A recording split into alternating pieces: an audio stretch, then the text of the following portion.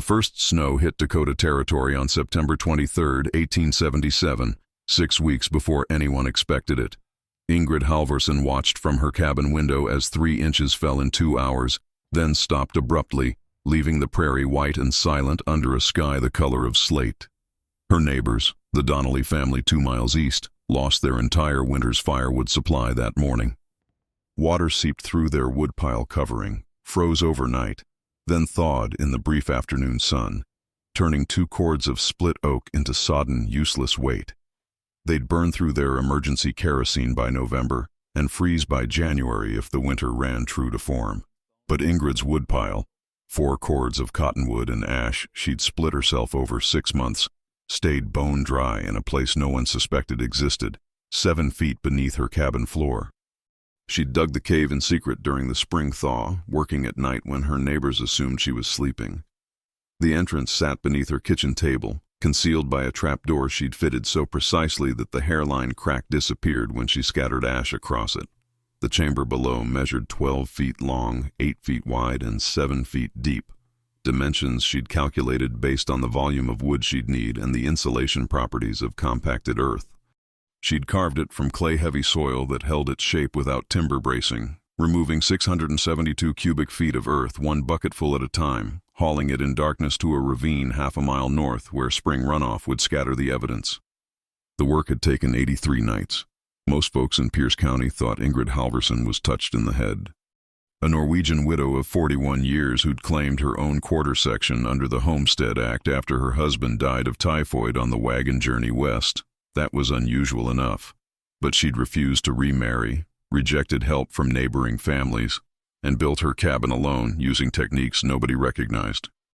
She notched her logs differently, angled her roof at 52 degrees instead of the standard 35, and positioned her door facing southeast instead of south, like every other structure for 30 miles. "Woman doesn't understand basic shelter," said Marcus Webb, a former Army quartermaster who'd built housing for 3 frontier posts. "That roof pitch'll catch snow like a scoop. Wind'll tear through that door placement come February. She'll be dead by spring, mark my words." But Ingrid understood something Marcus Webb didn't. She'd grown up in Trondheim, where winter meant 4 months of darkness and temperatures that dropped to -22 Fahrenheit on gentle nights. Her grandfather had been a mountain shepherd who'd survived 7 decades by reading weather patterns in cloud formations, animal behavior, and the smell of the wind. He'd taught her that moisture killed more people than cold, that dry cold at -15 was survivable, but wet cold at 28 degrees would kill you in your sleep. The Dakota winters reminded her of home, brutal, long, and absolutely unforgiving of carelessness. She'd studied the territory for 2 full seasons before filing her claim, watching how snow accumulated, where wind came from, how the ground froze and thawed.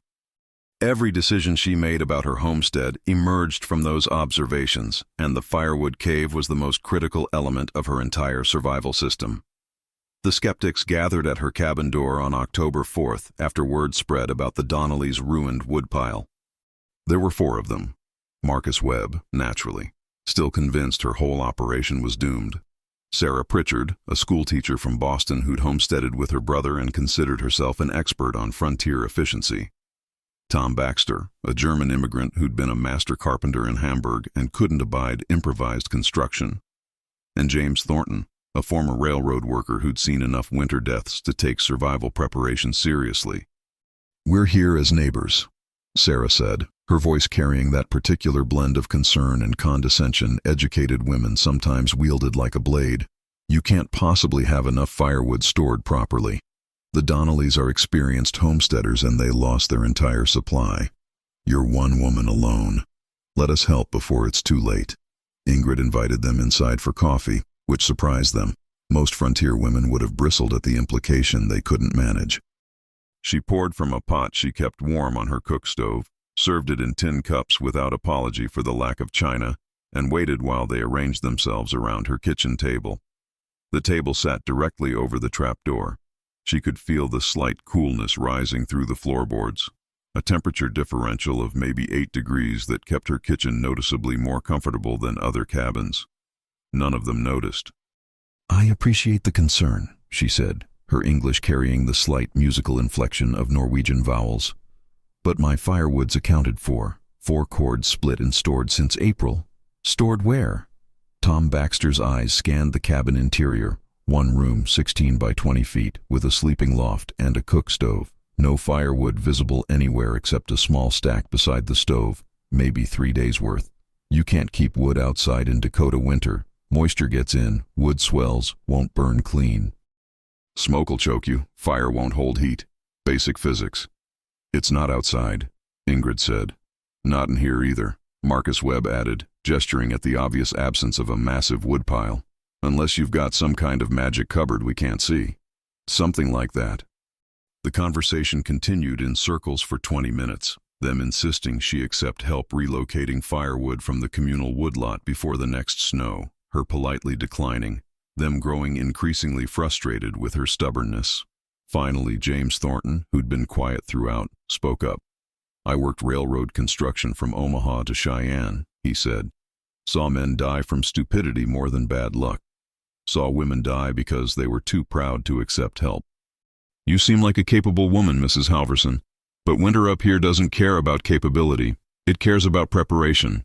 If you won't tell us where your wood is, at least let us see that it's truly dry and accessible.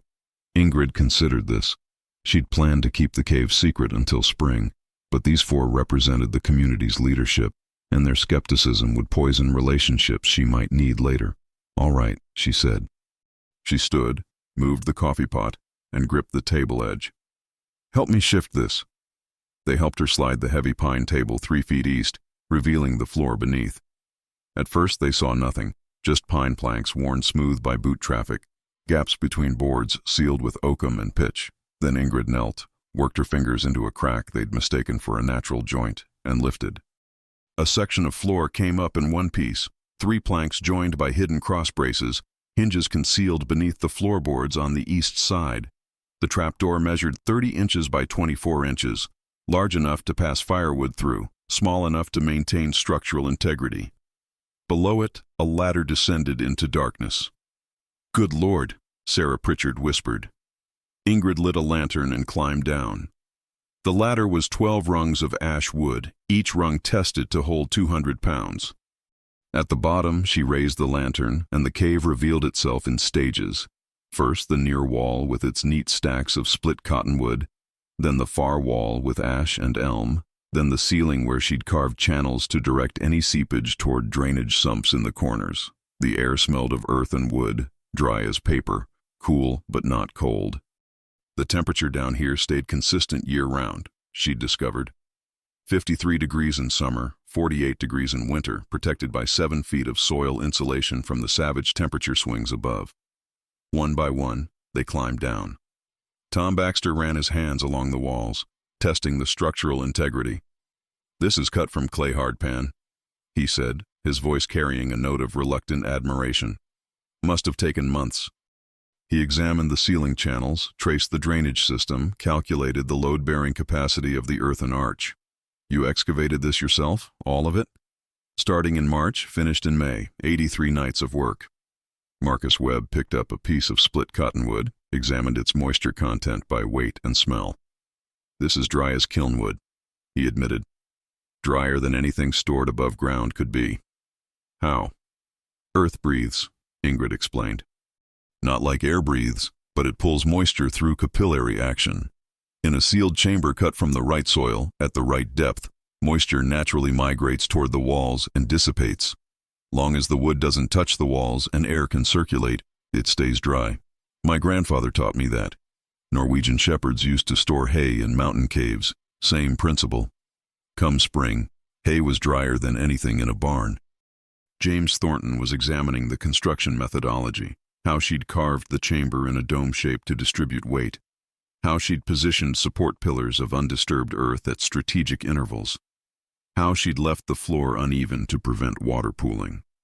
This isn't improvisation, he said. This is engineering. Old engineering, but sound.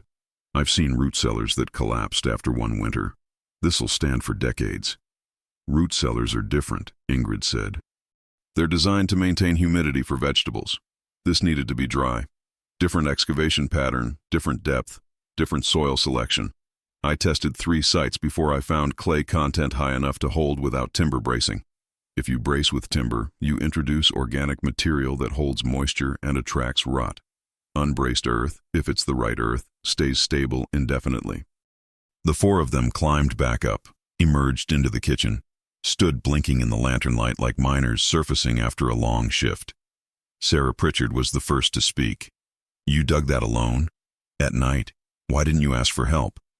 "Would you have helped me dig a hole under my cabin floor?" Ingrid asked mildly. "Or would you have tried to talk me out of it?" Sarah had the grace to look embarrassed. "I would have tried to talk you out of it. I would have said it was dangerous and unnecessary, and there were easier solutions." "There aren't easier solutions," Tom Baxter said. "Not for dry firewood storage in Dakota winter. I've built a dozen woodsheds, 3 with double walls and sealed roofs. Every single one had moisture problems by January. Snow gets in when you open the door. Temperature swings create condensation. Wood absorbs moisture from the air on warm days and holds it when temperature drops. This," he gestured at the floor, "this solves all those problems. It's brilliant." But Marcus Webb wasn't convinced. "It's an interesting solution to a problem that doesn't exist," he said. "The Donnellys had bad luck with early snow. Most years a good woodshed works fine. This is over-engineered, impractical. You spent 3 months digging a hole when you could have built a shed in 3 days. "A shed that would fail," Ingrid said quietly. "A shed that's worked for thousands of frontier families." "Has it? How many families do you know who burned wet wood all winter, choked on smoke, couldn't maintain heat, and told themselves it was normal? How many children got pneumonia from sleeping in cold cabins because the fire wouldn't hold overnight with damp wood?" Marcus opened his mouth to argue, then closed it. James Thornton was nodding slowly. "She's got a point," he said. "I've seen it. Everyone sees it, we just accept it as part of winter. You burn through twice as much wood as you should because half of it's too wet to burn efficiently. You wake up at 2 a.m. to feed the fire because it won't hold. You breathe smoke because wet wood won't draft properly. We think that's just how winter is." "Because we've been doing it wrong," Tom Baxter said almost to himself. "All of us, for generations. We've been storing firewood the way our fathers did, in sheds and under tarps, and accepting the moisture problems as inevitable. Listen, if you're interested in how frontier families actually survived, not the sanitized version from history books, but the real techniques that kept people alive through winters that killed their neighbors, hit that subscribe button. We're documenting traditional wisdom that's being lost, methods that worked when failure meant death, knowledge that deserves to be preserved. Join us in keeping these stories alive. The winter of 1877 to 1878 became known as the Iron Winter across Dakota Territory. The first serious snow fell on October 28th, 14 inches in 18 hours, driven by 40-mile-per-hour winds. Temperature dropped to minus 31 degrees by mid-November and wouldn't climb above zero for 47 days straight. Storms arrived every 4 to 6 days, each dumping 8 to 20 inches of snow. The Donnelly family burned their furniture to survive: chairs, table, bed frame, then floorboards. Their cabin temperature hovered around 38 degrees on good days. Margaret Donnelly, 7 months pregnant, developed pneumonia in December. She survived. The baby didn't. They buried him in a snowdrift because the ground was frozen solid. Sarah Pritchard burned through her firewood by January 12th. She'd calculated for a normal winter, 5 cords for 4 months. This winter demanded 8 cords in 10 weeks. She burned her books next, watching a complete Dickens set go up in flames, then textbooks, then dried grass twisted into bundles that produced more smoke than heat. Marcus Webb's traditional woodshed failed exactly as Ingrid predicted. Every time he opened the door, snow blew in.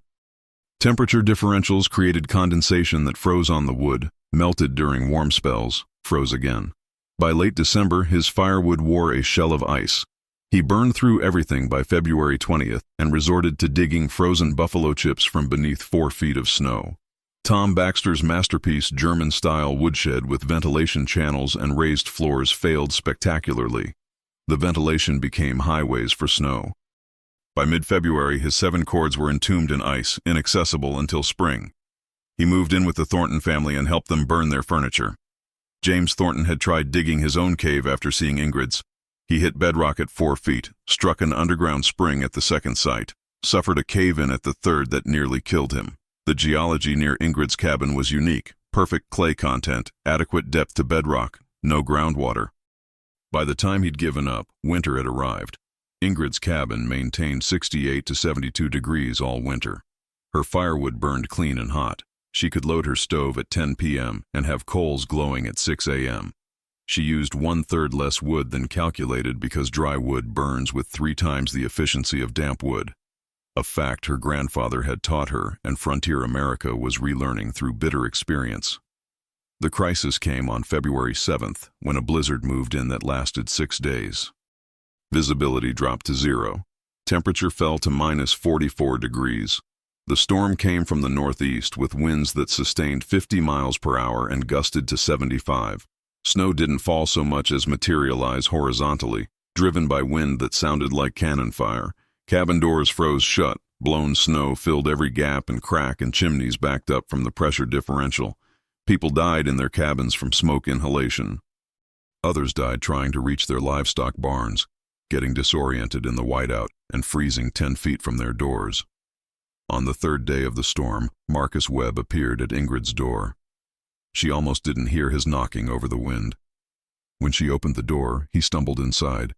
A frozen apparition, ice crusted in his beard, his face gray with cold, his fingers blackened with frostbite. Out of wood, he managed through chattering teeth. Burned everything. Can't feel my hands. She sat him by her stove, wrapped him in blankets, put hot coffee in his shaking hands. His fingers were bad, the tips of 4 fingers and both thumbs showing the waxy white of deep frostbite. She packed them in lukewarm water, slowly raising the temperature while he gasped with pain as circulation returned. "You were right," he said after an hour, when he could speak clearly again. "About all of it. The roof pitch. I watched snow slide off yours while mine's buried. The door placement. Your entrance is on the lee side of this storm. Mine catches the full wind. The firewood." He gestured helplessly at his ruined hands. "I burned everything in my cabin.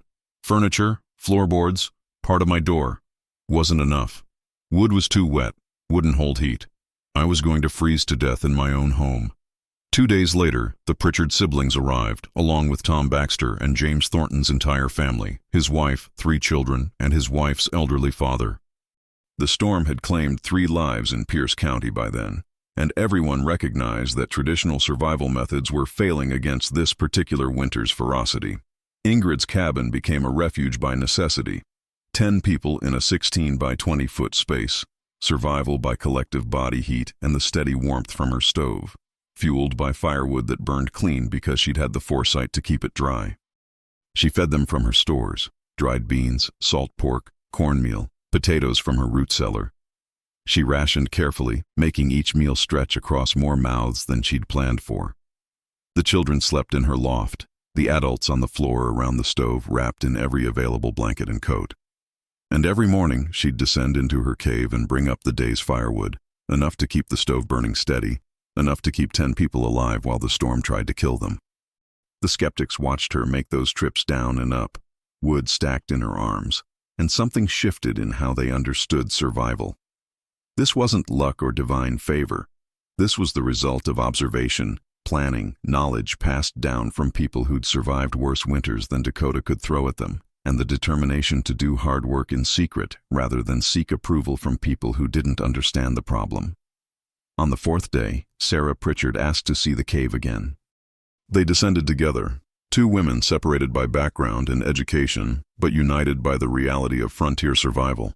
Sarah examined the construction with new eyes, understanding now what she'd missed in October. "You didn't dig this for one winter," she said. "You dug it knowing you'd have winters like this. You prepared for the worst possible scenario. In Trondheim, my grandfather used to say, 'Hope for mild weather, prepare for death weather. The mild weather takes care of itself. The death weather is what kills you if you haven't prepared.' How did you know this winter would be death weather? I didn't, but I knew death weather would come eventually. Might be this year, might be 5 years from now. Didn't matter when. What mattered was being ready when it arrived." They emerged back into the crowded cabin. Tom Baxter was teaching Marcus Webb's damaged fingers to grip a coffee cup, working them through exercises to restore function. James Thornton was telling stories to his children, keeping them calm while the wind tried to tear the roof off. The elderly grandfather sat by the stove, absorbing heat like a lizard on a rock, silent but alive. This was frontier survival reduced to its essential truth: the knowledge, preparation, and resources to keep people breathing when nature attempted to stop them. The storm broke on the 6th day. They emerged into a landscape transformed, drifts reaching 16 feet high, the prairies sculpted into frozen waves, the sky a blue so deep it hurt to look at. The temperature had risen to -18 degrees, which felt almost warm after the preceding week. They made their way to their respective cabins, some to assess the damage, others to salvage what they could. Marcus Webb stayed with Ingrid for another week while his fingers healed, and she helped him rebuild his woodpile from her surplus. Word of the cave system spread through Pierce County and beyond. By March, 7 families had begun excavating their own underground firewood storage. Tom Baxter supervised the construction, applying his German engineering knowledge to Ingrid's Norwegian folk wisdom, creating a hybrid methodology that accounted for Dakota soil conditions. Not all attempts succeeded. Some hit bedrock, others struck water, one collapsed, but 4 families completed functional caves before the spring thaw. If you value knowledge like this, real survival techniques that worked when people's lives depended on getting it right, click that like button. It tells us these stories matter, that documenting frontier wisdom is worth continuing. One click, and it helps preserve these techniques for people who might need them someday. The spring of 1878 brought a reckoning. When the snow melted and communities could travel again, they counted the cost of the iron winter.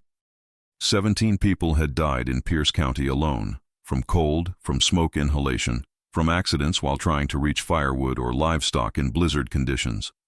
The county's population dropped from 134 people in October to 117 in April. Some families left during the brief thaw in late March, vowing never to return. Others stayed, but with a new understanding of what frontier survival actually required. Ingrid's cave system became a focal point for that understanding. In late April, when the county held its first community gathering since October, people came to examine her cabin, to see the trapdoor, to descend into the earth and understand what had saved lives while traditional methods had failed. She gave tours patiently, explaining the geology, the excavation methodology, the physics of earth insulation and moisture migration. She showed them her grandfather's techniques, passed down from Norwegian mountains where survival had been refined across generations of brutal winters. Tom Baxter spent 3 weeks measuring Ingrid's cave, testing soil, calculating thermal properties. He emerged with a 16-page technical manual detailing excavation site selection, soil stability testing, optimal dimensions, and drainage systems. He shared it freely. By summer 1878, copies had spread across Dakota territory. Some adapted the design for root cellars, ice houses, storm shelters. The principle remained constant. Properly excavated earth provides insulation and moisture control that surface construction cannot match. Sarah Pritchard incorporated the cave into her schoolhouse curriculum, teaching excavation mathematics and geology. More importantly, she taught that a Norwegian widow's folk wisdom was as valuable as any textbook, that survival required humility and learning from unexpected sources. Marcus Webb lost 3 fingertips to frostbite, permanent reminders of his stubborn certainty. He became Ingrid's most vocal advocate, helping excavate caves for other families despite his damaged hands, determined to turn his mistake into something useful. James Thornton never built his own cave. The geology remained unsuitable. But he developed a deep friendship with Ingrid. His belief that women needed frontier protection, demolished not through argument but through her competence and the willingness to work 83 nights in secret rather than seek approval. By fall 1878, Ingrid's homestead had become a pilgrimage site for westward families. She'd greet them, show the construction, answer questions. Some men would bristle at taking advice from a woman. She'd let them. The prairie had a way of humbling people who confused pride with wisdom. The practical impact spread across the northern plains. Communities shared geological information, where clay content was right, where bedrock lay too shallow, where springs made digging impossible. They developed variants for different conditions. In sandy soil, they braced with stone. In rocky terrain, they used hillsides. In high water table areas, they built earth-bermed walls instead of full excavation. The core insight remained Ingred's. Earth itself provided better insulation than any structure built upon it.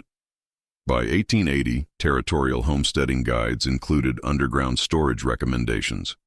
By 1885, the practice had spread to Nebraska, Kansas, Montana, Minnesota.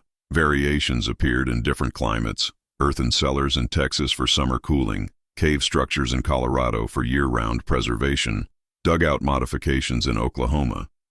The Norwegian Widow's Midnight Project had sparked a quiet revolution in frontier architecture. In 1889, a University of Minnesota professor studied what he called vernacular thermal engineering. His instruments confirmed what Ingred knew intuitively. At 7 feet depth, earth temperature remained constant, creating natural refrigeration in summer and insulation in winter. He published in the Journal of Agricultural Engineering, crediting traditional Norwegian techniques adapted for American frontier conditions by Mrs. Ingred Halvorsen. The paper showed underground storage reduced fuel consumption by 40 to 60%. It became required reading for agricultural engineers, but Ingred cared less about academic validation than practical results. She measured success in simpler terms: families that survived winters they otherwise wouldn't have, children who didn't develop pneumonia from sleeping in cold cabins, fingers and toes that didn't turn black with frostbite. The iron winter had killed 17 people in her county. The winter of 1878-1879 killed 3. The winter of 1879-1880 killed none. The numbers told their own story. She lived on her homestead for 37 more years, teaching the technique to anyone who asked. Young homesteaders seeking guidance, engineers wanting principles, historians documenting frontier life. She'd take them into the earth, show them how to read soil by touch and smell, explain load-bearing capacity without mathematics. The teaching pleased her more than fame. Knowledge hoarded was knowledge lost. Knowledge shared became immortal. She died in 1914 at age 78. By then, underground storage had become standard across much of the northern plains. The specific implementations varied, but the core understanding had taken root. Earth itself provided resources that surface construction could never match: temperature stability, moisture control, protection from weather, structural integrity without expensive materials. Modern surveys of 19th century homesteads consistently find evidence of underground structures. Many have collapsed, but enough remain intact to demonstrate how widespread the practice became. At the Ingred Halvorsen homestead, now a county historical park, visitors descend into the original cave, still stable after 140 years, still maintaining that constant cool temperature. The descendants of the Iron Winter's survivors carry stories of how their ancestors learned to respect knowledge from unexpected sources. Some can trace their existence to Ingred's cave. If Marcus Webb had frozen, if the Pritchards had succumbed to pneumonia, if Baxter's family had perished in the 6-day blizzard, entire family trees would have ended before they began. That's frontier survival reality. People died from accumulated small failures: wet wood that wouldn't burn hot enough, inadequate insulation, insufficient preparation. The difference between survival and death came down to details: roof angle, door placement, firewood moisture content, excavation depth. Ingred understood those details because she'd learned from people who'd survived by mastering them. There's a lesson for anyone facing overwhelming challenges. Sometimes the most advanced solution is the oldest, refined across generations, who couldn't afford mistakes. Sometimes innovation means looking backward, finding principles that worked before industrialization complicated everything. Sometimes survival requires ignoring what everyone else is doing and trusting knowledge from people who face similar problems elsewhere. The Firewood cave was all of those things: ancient wisdom applied to new circumstances, humble observation producing radical results, 83 nights of secret labor creating permanent change. It kept her alive, saved her neighbors, inspired modifications that spread across thousands of miles, and saved countless lives. Not bad for a Norwegian widow half the county thought was crazy. So here's the thing about frontier knowledge, traditional techniques, survival wisdom from people who lived when failure meant death. We're losing it. Every year, fewer people remember how things actually worked before modern convenience made us forget the basics. Every year, stories like Ingred's fade a little more, replaced by sanitized histories that emphasize progress while forgetting the practical genius of people who solved problems with observation, patience, and hard work, rather than expensive technology. Subscribe to this channel if you want to help preserve these stories. Not for nostalgia's sake, but because the principles still work, the knowledge still matters, and understanding how people survived impossible conditions with limited resources remains valuable regardless of what century you're living in. The cave is still there, 7 feet beneath the prairie, waiting in cool darkness like it has for nearly a century and a half. The wood is long gone, burned generations ago or rotted to dust. But the space remains, a testament to what one woman understood that an entire community had to learn the hard way. Preparation beats hope, knowledge beats strength, and sometimes the best way forward requires looking back to people who figured it out long before we were born. That's worth remembering. That's worth preserving. That's worth passing on to whoever comes next and has to face their own version of impossible odds and death weather coming from the northeast with wind that sounds like cannon fire. Pay attention. Learn from people who survived.